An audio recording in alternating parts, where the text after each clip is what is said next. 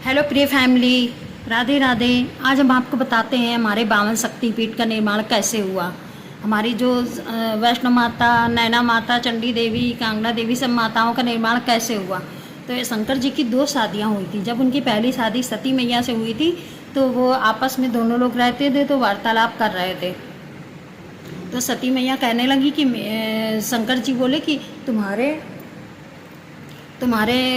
पिता के घर में सती मैया उनकी पहली पत्नी थी, पार्वती जी उनकी दूसरी पत्नी बाद में हुई थी। तो सती मैया के साथ वार्तालाप कर रहे थे। उनके सती मैया के पिता का नाम दक्ष था। तो वो उन्होंने बहुत बड़े यज्ञ का आयोजन किया और लेकिन शंकर जी को नहीं पूछा, ना पार्वती जी को पूछा। तो शंकर जी कहते हैं देखो सब सारे देवी देवता जा रहे हैं, तुम्हारे पिता ने तुमको पूछा भी नहीं। तो पार्वती जी सती मैया कहती हमें जाना है, हम जाएंगे, नहीं पूछा तो क्या हुआ, वो मेरा मैका है। तो शिव जी कहते नहीं, अगर ऐसे जाना है चली जाओ मैके, लेकिन अगर कोई समारोह किया है या किसी के भी घर में हो, अगर कोई समारोह किया है, उन्होंने सबको बुलाया, अगर हमको नहीं बुलाया तो कोई कारण होगा, इसलिए नहीं जाना है। तो पार्वती जी ने कहती हैं कि नहीं, ये तो मेरा माँ का घर है, पिता का घर है, मैं जाऊँगी। तो शिव जी उनको नंदी के साथ भेज देते हैं कि जाओ।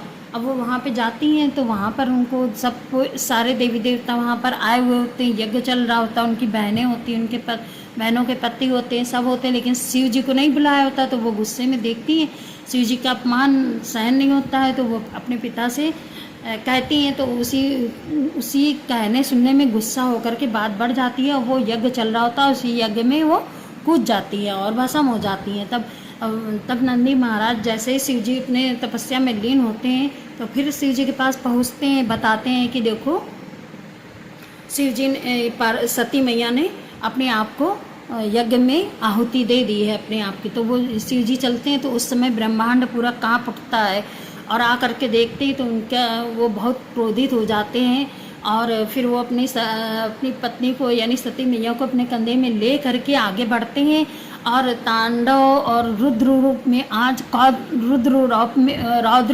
आ करके फिर वो अपना गुस्सा जाहिर करते हैं। तो विष्णु भगवान कहते हैं कि अब तो शिव जी ने अपना तीसरा नेत्र खोल दिया है और संसार भस्म हो जाएगा, कैसे जीवन चलेगा।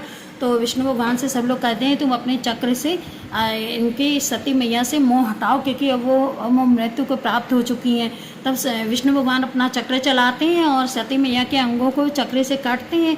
तो जहाँ जहाँ भी अंग उनका गिरता है वहीं वहीं पे एक एक देवी का निर्माण होता है। जैसे वैष्णो माता में उनका छाती गिरी है तो वैष्णो माता निर्माण हुई है। कांगड़ा जी में उनका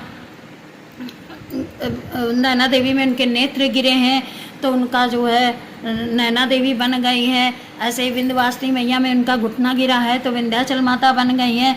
मैहर वाली देवी में मैया माँ की चुंदरी गिरी है तो मैहर वाली शारदा बन गई है। ऐसे ही पूर्णागिरी देवी में नाभि गिरी है। तो इस तरह जहाँ जहाँ वो गिरी हैं उनके शरीर के अंग गिरे, वहीं वहीं बावन शक्तिपीठ का निर्माण हुआ है। और आज भी माता हम लोग को मृत्यु के बाद भी अपना रूप दिखा करके हम सबकी रक्षा कर रही हैं। शंकर पार्वती की जय हो, दुर्गे माता की जय हो, बावन शक्तिपीठ की जय हो। हेलो फ्रेंड्स, थैंक यू बेटा, थैंक यू फेसबुक इतना अच्छा प्लेटफॉर्म देने के लिए।